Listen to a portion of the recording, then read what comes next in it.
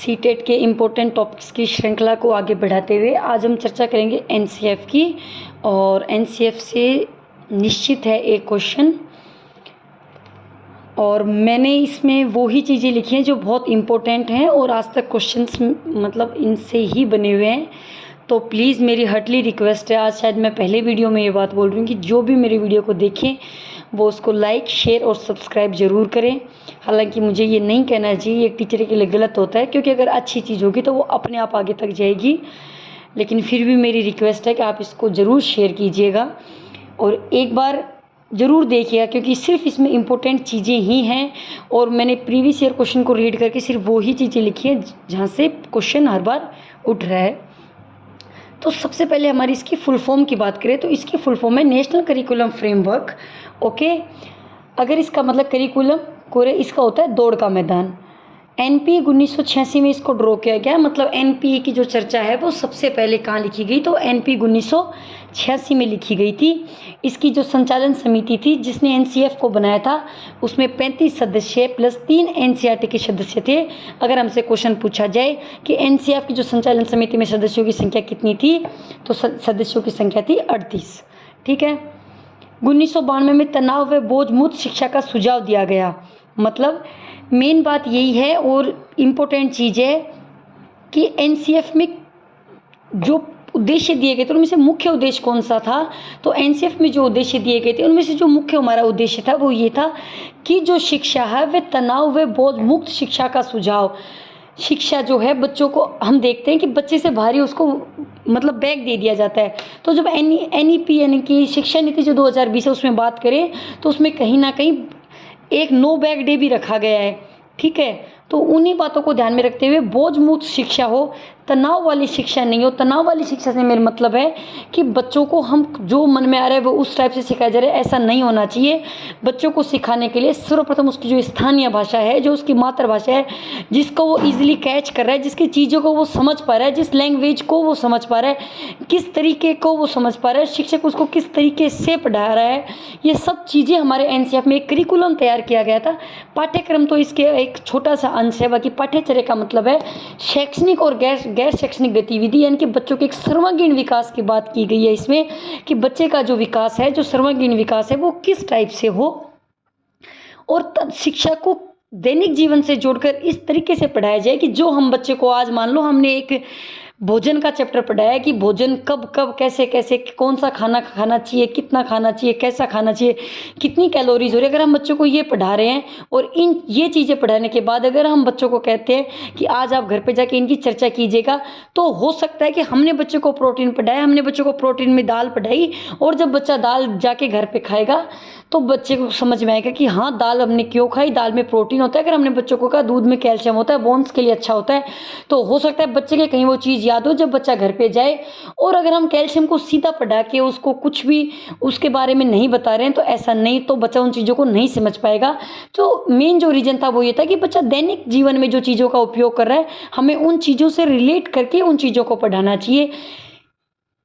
ठीक है, उसके बाद इसमें बात की थी करके सीखने पर बल दिया गया था। मैं जो पहले मोटी मोटी चीज़ें वो एक बार आप बताती हूँ, उसके बाद मैंने जो कॉपी में लिखा मैं उसकी चर्चा कर लूँगी। करके सीखने पे बल दिया था। करके सीखने का मतलब होता है रचनावादी। रचनावादी हमारे दो हुए थे, मैंने आपको पहले भी बताया था, पियाजे में और वाइगोत्स्की में। और उनका मानना यही था कि बच्चा करके सीखता है, यानी कि रचनावादी होना चाहिए। ये नहीं कि हमने आए और हमने व्याख्यान विधि का प्रयोग किया, बच्चों को सीधी जो चीज़ें वो पढ़ा दी। उसके बावजूद हमें बच्चों को, अगर हम बच्चे को कुछ चीज़ें दे रहे हैं, उनको गिनने के लिए दे रहे हैं, उनसे कुछ पजल्स बनाने के लिए दे रहे हैं, पजल से हम उसको कुछ और चीज़ें बनाने के लिए दे रहे हैं, तो इन चीज़ों से बच्चा रचनावादी बनता है और बच्चे को मज़ा आता है और बच्चा खेल खेल में सीखता है।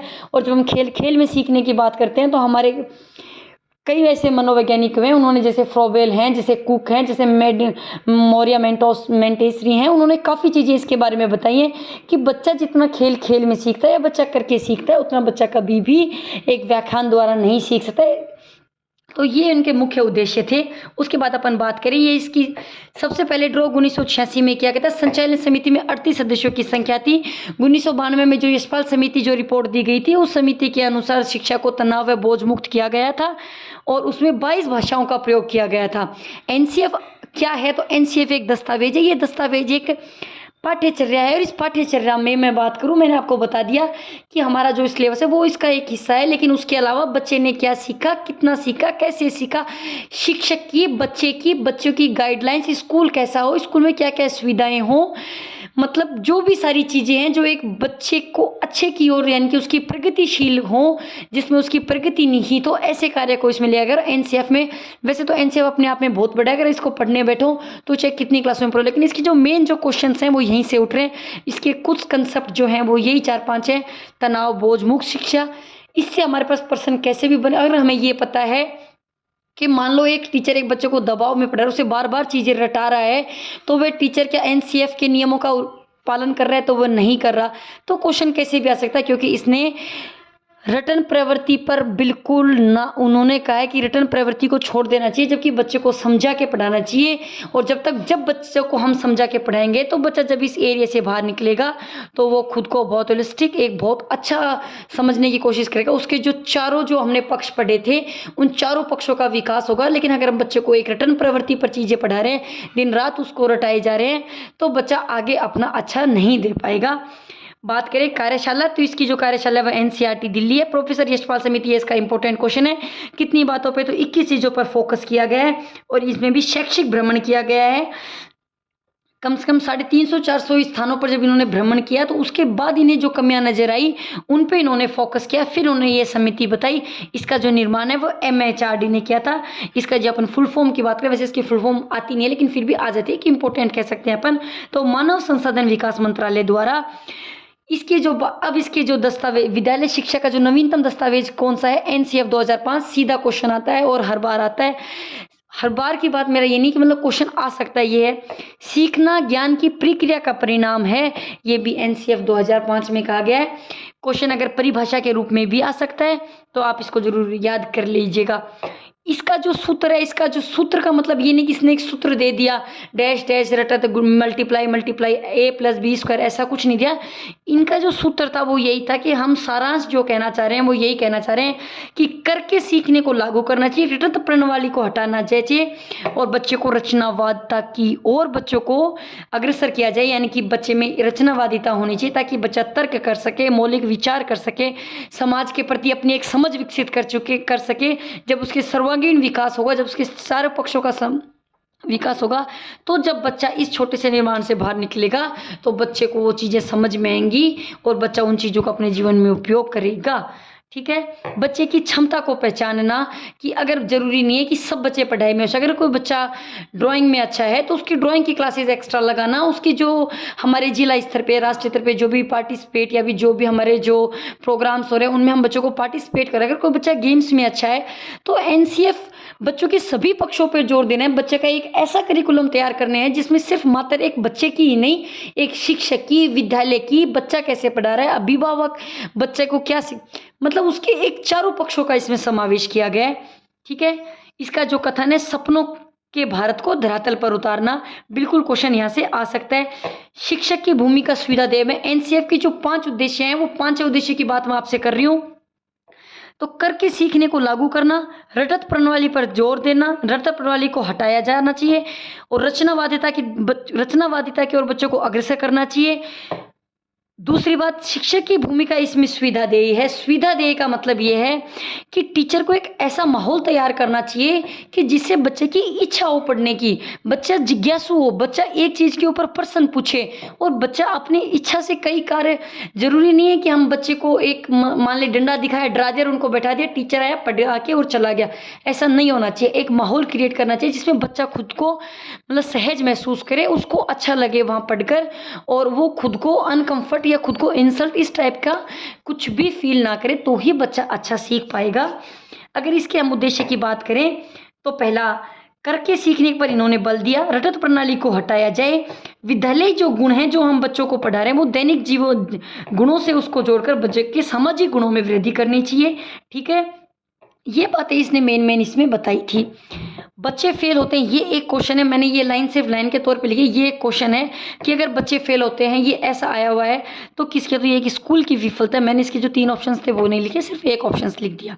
ठीक है, फिर बात की गई एनसीएफ में भाषा की, तो एनसीएफ वैसे तो बहुभाषिक है। बहुभाषिक का मतलब ये है कि इन्होंने भाषा को एक टूल समझा, एक संसाधन समझा, और उन्होंने समझा कि अगर एक कक्षा कक्ष में मान लो कोई पंजाबी है, कोई हरियाणवी है, कोई राजस्थानी है, कोई तमिल का है, कोई वेस्ट बंगाल का है, या कोई यूपी का है, तो अगर वो बच्चे वहाँ आ रहे हैं तो उनके सामने एक समस्या होती है कि अगर वो टीचर एक भाषा में पढ़ा रहा है खुद की, तो टीचर को नहीं, तो बच्चे, जो बच्चा उस भाषा का वो तो समझ जाएगा, लेकिन और बच्चे उस भाषा को नहीं समझ पाएंगे।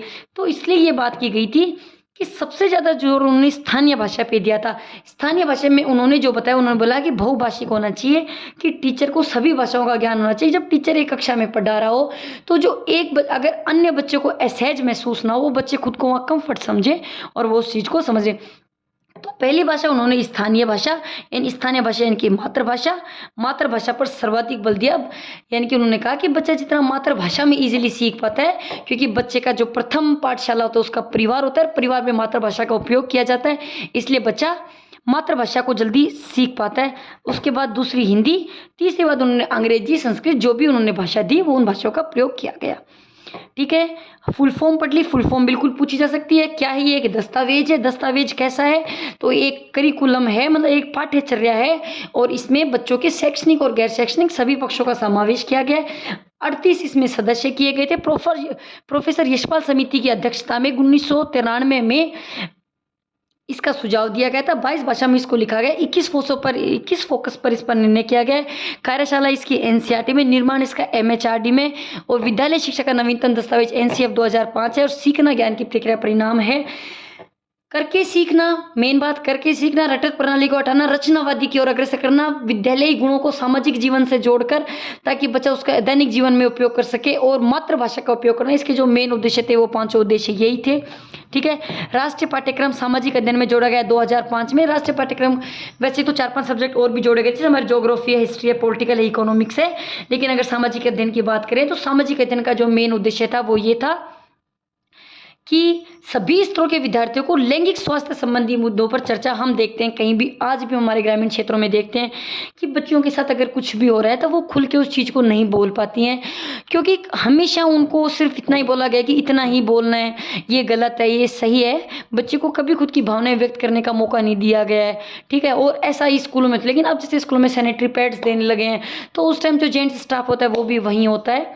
तो वो एक है कि भाई बच्चों को हम जो लैंगिक स्वास्थ्य संबंधी जो मुद्दे हैं, कैसे रहना चाहिए, हमें कब यूज़ करना चाहिए, किस एज में, तो उन सारी चीज़ों की इसमें चर्चा की गई है। ठीक है, पर्यावरण और कंप्यूटर शिक्षा को अनिवार्य रूप से लागू करने का जो रीजन था, इन दोनों सब्जेक्टों को लागू किया गया, और शांति शिक्षा पर बल दिया गया। यहाँ से बिल्कुल क्वेश्चन आता है कौन सी शिक्षा पर बल दिया गया है, और आपको 4-5 ऑप्शन में दे दिया जाता है, तो शांति शिक्षा पर बल दिया गया है।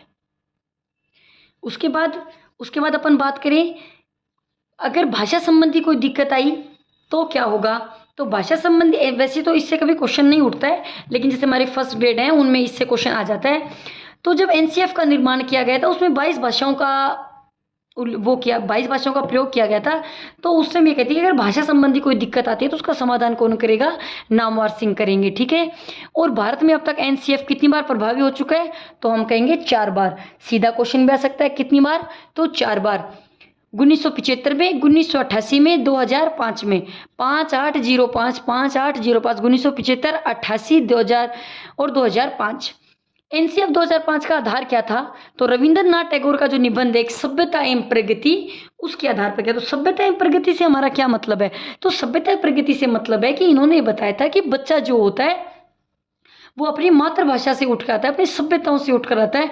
अगर हम बच्चे को उसी वे में पढ़ा रहे हैं जिस बच्चे से वो जिस माहौल से उठ कर, तो हो सकता है कि बच्चे चीज़ों को ईजिली गेन करे, और बच्चे को जब चीज़ें रोचक लगेंगी तो उसकी रुचि पैदा होगी। और हमारे थॉर्नडाइक की बात करें तो थॉर्नडाइक कहते हैं कि रुचि का सिद्धांत सीखने के लिए, रुचि का सिद्धांत सबसे इंपॉर्टेंट है। तो रुचि का सिद्धांत बच्चे में वो करने के लिए, डेवलप करने के लिए हम बच्चे को चीज़ों को इस हिसाब से सिखाएंगे कि उसमें बच्चे ने पहले कुछ सीख रखा हो। ठीक है, तो अगर हम इसकी बात करें, इसके उद्देश्यों की बात करें, तो इसका पहला उद्देश्य था बोझ रहित शिक्षा पर बल दिया गया था। विद्यालयी शिक्षा को दैनिक जीवन से जोड़कर शिक्षा प्रदान करना था। ज्ञात से अज्ञात की और मूर्त से अमूर्त की ओर होना चाहिए। इसमें गणित की लंबी जो आकृति है उसकी अवधारणा दी गई थी। और इन्होंने कहा था कि बच्चे को रचनावादिता की ओर प्रगतिशील होना चाहिए, जिससे बच्चे की कल्पना उपकल्पनाओं का निर्माण हो सके, तर्क कर सके, मौलिक विचारों का उत्थान हो सके, बच्चे में मौलिक विचार कर सके, बच्चे में अमूर्त चिंतन हो सके। उन्होंने बच्चा प्रत्यक्ष चीज़ों को ना देकर अप्रत्यक्ष में भी चीज़ों पर विचार कर सके, ऐसा उन्होंने कहा था। चौथी चीज़ उन्होंने कहा था कि ज्ञान को सूचना न मानने पर बल दिया गया था। ज्ञान को सूचना न मानने पर बल देने का मतलब है कि टीचर आया और टीचर ने अगर कोई लाइन पढ़ाई, बच्चे ने वो सीमितता वहीं तक रख ली, ठीक है ये लाइन मैंने पढ़ ली, ऐसा नहीं है। अगर बच्चे को वो लाइन पढ़ाई गई है तो बच्चे उस चीज़ को रिलेट करता है कि मान लो मुझे सामाजिक में एक चीज़ पढ़ाई गई है, मान लो मुझे जल पढ़ाया गया है, मुझे जल में बताया कि जल का सूत्र H2O होता है, बच्चा उस चीज़ को रट लेता है कि जल का सूत्र H2O होता है। लेकिन उस टाइम अगर बच्चा उस जल को करे कि जल कहाँ से आता है, जल कितने प्रकार के होते हैं, जल से हम क्या क्या कर सकते हैं, अर्थात बच्चा उसको किससे जोड़ रहा है, भूगोल से जोड़ रहा है। जब बच्चा उसको भूगोल से जोड़ेगा तो बच्चे के दिमाग में कहीं ना कहीं ये आएगा कि जो हमारे नहर चल रही हैं, जो हमारी कृषि हो रही है, लोग इतनी, मान लो अगर किसी के 200 क्विंटल गेहूँ तो वो खा तो नहीं रहा, उसको बेच रहा है। अगर वो बेच रहा है तो वो किसको बेच रहा है, वो गवर्नमेंट को बेच रहा है। उससे क्या हो रहा है, उससे हमारी इकोनॉमी, अध्ययन बच्चा उसको अर्थशास्त्र को भी उसके अंदर पढ़ा है। अगर इकोनॉमी है फिर वो भाव लगाता है कि अगर 2000 का 1 क्विंटल गेहूँ है, अगर मैंने 50 बेचा, तो अगर वो वहाँ उसका गणित का भी उपयोग करने लग गया तो उसका मतलब ये था कि अधिगम यानी कि लर्निंग। अगर बच्चा अधिगम लर्निंग कर रहा है तो बच्चे को कोरिलेटेड करके पढ़ना चाहिए, बच्चे को एक चीज़ से जोड़ के पढ़ना चाहिए। टीचर ने जो बताया उसको सूचना ना मानकर खुद के दिमाग में एक प्रत्यक्ष छवि नहीं बनानी चाहिए, ठीक है। दूसरी बात, परीक्षाओं में गुणात्मक रूप से सुधार करने की बात की थी। उन्होंने कहा था कि 10वीं की परीक्षा को ऐच्छिक तथा उन्हें गुणात्मक सुधार करना चाहिए। जैसे हम देख पा रहे हैं कि जब बच्चे पर बोझ आता है, जैसे 10th की बोर्ड आई, 12th की बोर्ड आई, तो जब बच्चों पर एक बोझ होता है और बच्चा उस टाइम इतने बच्चे सुसाइड कर लेते हैं, इन चीज़ों से मुक्ति पाने के लिए हमें कह सकते हैं कि शिक्षा को एकदम तनाव बोझ, अगर बच्चा चाहे तो ऐच्छिक अपनी बोर्ड परीक्षा दे सकता है, अगर नहीं तो नहीं, ठीक है। उसके बाद बात करें, उसके बाद मैंने आपको बता दिया था जो मेन चीज़ें हैं वो हो गई। अब पाठ्यचर्या और पाठ्यक्रम, जब चैप्टर का नाम ही नेशनल करिकुलम हो गया तो क्या होता है ये, तो मेरी बात सुनो, सिलेबस तो एक पाठ्यक्रम होता है, ठीक है। यानी कि अगर मैं पाठ्यक्रम को एक सरल भाषा में आपको परिभाषा के रूप में प्रस्तुत करूं तो परिभाषा किसी विशिष्ट स्तर पर सिखाई जाने वाली किसी एक विषय वस्तु की रूपरेखा का निर्धारण करना एक पाठ्यक्रम है। जैसे अब हमारी सीटेट है तो सीटेट के लिए साइकोलॉजी के टॉपिक्स निर्धारित कर दिए गए, ठीक है। तो वो एक पाठ्यक्रम है, उसको हम पाठ्यचर्या नहीं कह सकते। पाठ्यचर्या का मैंने आपको मतलब बता दिया कि सभी पक्षों का समग्र बच्चे के PCSE यानी कि उसके चारों जो समावेश हैं, चारों जो पक्ष हैं, चारों पक्षों का उसका जब विकास होता है तो उसको हम कह सकते हैं पाठ्यचर्या। तो पाठ्यक्रम की सरल भाषा में अगर मैंने बात की तो मैं यही कहूँगी कि किसी विशिष्ट स्तर पर सिखाई जाने वाली किसी एक विषय वस्तु को के रूप में निर्धारण करना पाठ्यक्रम है। और वहीं अगर मैं पाठ्यचर्या की बात करूँ तो सभी विषयों को तथा गैर शैक्षणिक क्षेत्रों को भी बच्चे को सम्मिलित करके एक रूपरेखा निर्धारित कर दी जाती है, उसको कहते हैं हम पाठ्यचर्या, ठीक है। उससे मतलब है कि बच्चे ने क्या सीखा, बच्चे ने कैसे सीखा, कितना सीखा, शिक्षक बच्चे को कैसे पढ़ा रहा है, शिक्षक में क्या सुधार होना चाहिए, विद्यालय में क्या होना चाहिए, भवन होने चाहिए, खेल मैदान होने चाहिए, लड़कियों के लिए अलग से वॉशरूम होने चाहिए। ये सारी व्यवस्थाएं जो हमारी करिकुलम के अंदर आती हैं। ये तो थी हमारी मोटी मोटी बातें। उसके बाद पाठ्यचर्या किस प्रकार की होनी चाहिए, तो यहाँ से बिल्कुल क्वेश्चन आता है। जब यहाँ पे हम क्वेश्चन की बात करते हैं हमारे पेडागोजी से संबंधित हो जाता है, ठीक है। तो छात्र केंद्रित होना चाहिए, यानी कि बच्चों को ध्यान में रखते हुए शिक्षा बाल केंद्रित होनी चाहिए। ये क्वेश्चन बार बार आता है और हमारे पेडागोजी में आता है, तो इम्पोर्टेंट है। कैसी होनी चाहिए, बाल केंद्रित होनी चाहिए, विषय वस्तु आधारित होनी चाहिए, अनुभव आधारित। मैंने आपको बताया था कि एनसीएफ इसी बात पे जोर देता है कि जब बच्चा करके सीखेगा, जब बच्चा अनुभव ग्रहण करेगा, जब बच्चा उसको अपने स्थायी रूप से उसको अपने जीवन में ढालेगा तो उसका जो लर्निंग जो प्रोसेस है वो बहुत रचनावादी तरीके से होगी, सह संबंध आधारित है। मैंने आपको बताया था कि बच्चा जब कोरिलेट करके चीज़ों को पढ़ता है, यानी कि ज्ञान को सूचना ना मानकर उसका एक उपयोग करके उस चीज़ को पढ़ना, तो मैंने आपको बताया था सह संबंध आधारित और क्रियात्मक पाठ्यचर्या होनी चाहिए। यानी कि मान लो अगर मैंने चैप्टर पढ़ा तो चैप्टर को यहीं खत्म ना करके मैं बच्चों को प्रोजेक्ट के रूप में या मैं क्लास में या मैं लाइव मतलब जो हमारी लैब होती है, लैब में ले जाके मैं बच्चों से नॉर्मली जो होते हैं छोटे मोटे जो प्रैक्टिकल्स होते हैं इस टाइप के चैप्टर्स में ऐड करने चाहिए कि जिससे बच्चे की रुचि बढ़े। ठीक है, जो मेन जो है वो है रुचि का सिद्धांत। उसके बाद एनसीएफ तो है बच्चों से संबंधित, ठीक है, एनसीएफ 2005। उसके बाद 2009 में मैंने जैसे पाठ्यचर्या की बात की है तो उसमें शिक्षकों का भी कहीं उल्लेख है कि शिक्षक को भी किन विधियों का प्रयोग करना चाहिए, किस कौन कौन से चर शिक्षक के होते हैं, शिक्षक को कौन कौन सी विधि पढ़ानी चाहिए, कैसे पढ़ाना चाहिए, उन सारी चीज़ों की बात की गई है। तो ये टीचर एजुकेशन NCFTE 2009 में बना गया था और इसमें बच्चे का जो कालांश है वो 35 मिनट का किया गया था और ये सही भी है क्योंकि 30 मिनट बाद में हम हमारा पेशेंस लेवल देखें तो वो भी किसी हद तक थोड़ा कम हो जाता है, हमें 5 मिनट की रेस्ट चाहिए ही होती है। ये है हमारा पूरा NCF। अगर एनसीएफ की जो बाकी चीज़ें तो रटने की हैं, कब प्रभावी हुआ, कितनी फोकस, कितनी भाषा, कितने क्षेत्र, और जो हमारे जैसे जयपुर के थे रोहित धनकर थे उन्होंने राजस्थान की ओर से इसमें भाग लिया था।